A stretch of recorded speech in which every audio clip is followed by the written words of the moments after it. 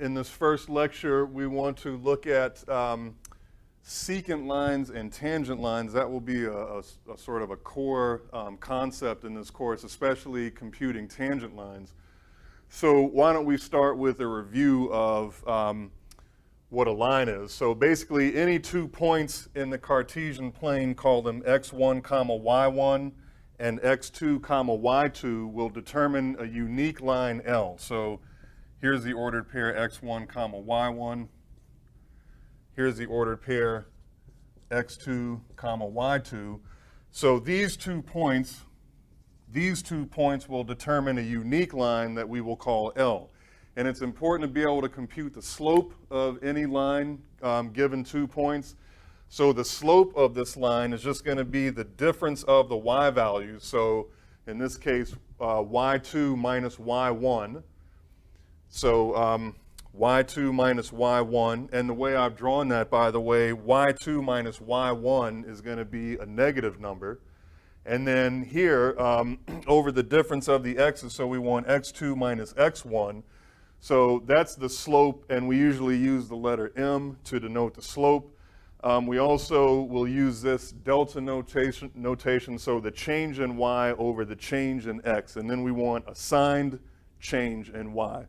So in this case, delta y is negative, delta x is positive, so the way that I've drawn this particular example, the slope is negative. So when you read this line from left to right, it is decreasing, so that goes with a negative slope. Of course, if the line was increasing when we read from left to right, then we would get a positive slope. All right, so we know that 2 points determines a unique line, and we know if we've got 2 points, we know how to find the slope. So that's just rise over run, or the difference of the y's over the difference of the x's. So now, how do you write down an equation of a line? So remember from your high school algebra, any one of these forms is a good way to write down a line. We will mostly be interested in items 2 and 3, in particular item 3. So the point slope form will probably be the easiest thing for us in this course.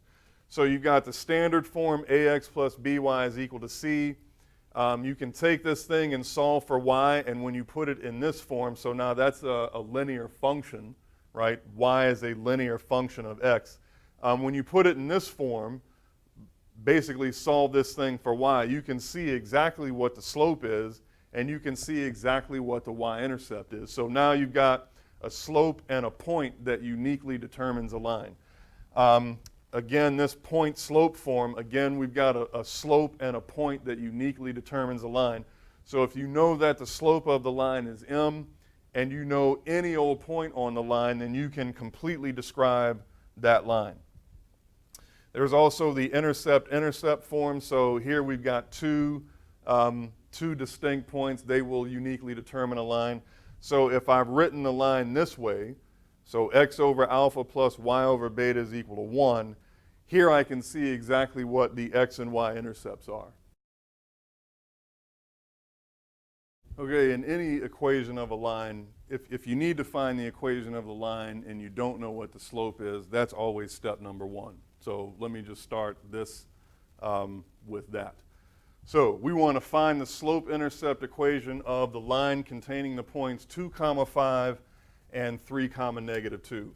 So step number 1, find the slope. So the slope m is equal to the difference of the y's over the difference of the x's.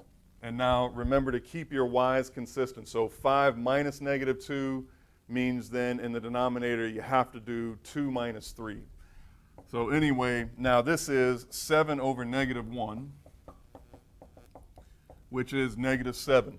So now I've got a slope and I've got a point. I can choose any point that I want. It doesn't matter as long as it's on the line. I know both of these are on the line. And so we can start by writing down an equation using the point slope form. So I know that y is equal to negative 7 x minus 2 plus 5. Or I could have done y equals negative 7 x minus 3 minus 2. So either one of these would be a good point slope form for this line. Now, we want to write this thing down in slope intercept form. That just means I need to simplify this thing.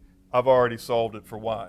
So now y is equal to negative 7x plus 14 plus 5. So negative 7x plus 19. And coincidentally, I get the same thing here. So that would be plus 21 minus 2. So again, y is equal to negative 7x plus 19. So we can see from this thing that the y-intercept is 0, 19. Anyway, this would be a good final answer for this example. Okay, here's another example. So we're given that this line L has slope negative 2/3, and we also know that 2, 5 is a point on the line L. So we want to find a number b such that negative 4, b is also on the line L. So let me show you how to do this using two solutions. So here's solution number 1. I know the slope is negative 2/3, and I know how to find the slope given 2 points. So I know that the difference of the y's, so 5 minus b over the difference of the x's, 2 minus negative 4, is equal to negative 2/3. So I could just need to solve this thing for b. So this reduces down to 5 minus b over 6 is equal to negative 2 over 3. So now that says that 15 minus 3b is equal to negative 12. And so now that says negative 3b is equal to negative 27. And so that tells me that b is equal to 9. So now I know that negative 4, 9 is a point on the line L. Here's another way we can do this. Basically, I'm looking for the output if I know the input is negative 4. That's exactly function talk. So if I can find a linear function, I can find what b is just by plugging in the number negative 4. So here's solution number 2. I know a slope and a point, so I know that y is equal to negative 2/3 x minus 2 plus 5. So here is a perfectly good linear function that describes all of the points on this line. So now I just need to plug in negative 4. So now this tells me that b is equal to negative 2/3 negative 4 minus 2 plus 5. So here I get negative 6, and negative 2/3 of negative 6 is going to be positive 4. So again, I just get that b must be equal to 9. All right, here's a nice applied problem using linear functions.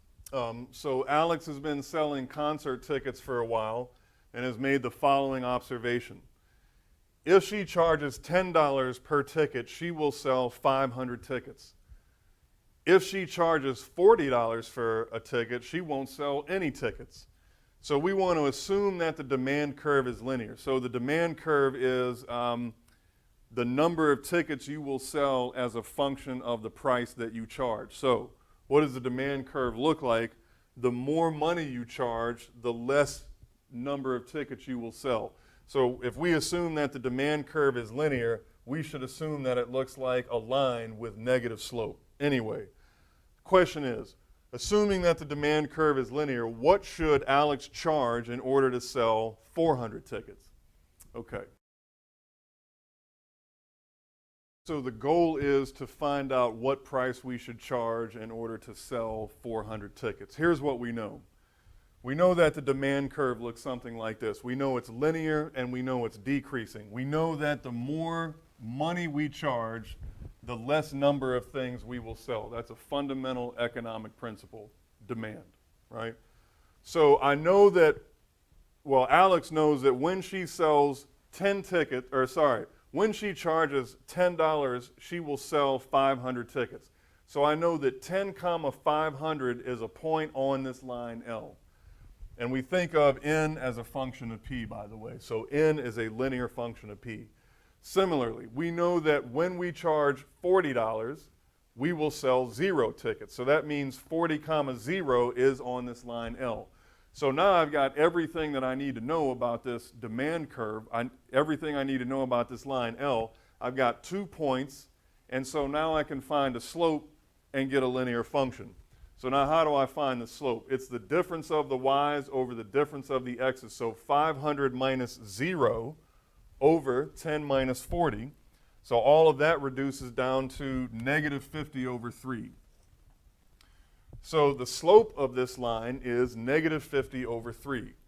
Now, I can write down the equation of the line using the point slope form. So let me use this point and the slope negative 50 over 3. So I know capital N, or Y if you like,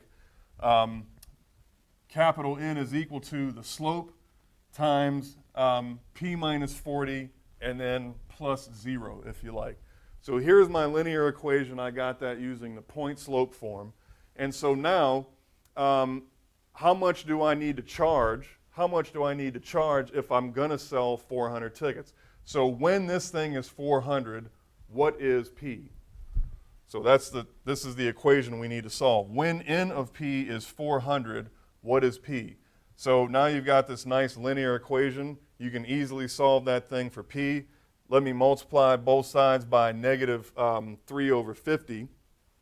So that's going to give me negative 1,200 over 50. And so that should reduce down to, negative 24. So now I've got negative 24 is equal to p minus 40.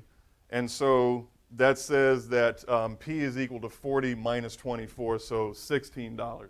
So if we want to sell 400 tickets, we know we need to charge $16 per ticket.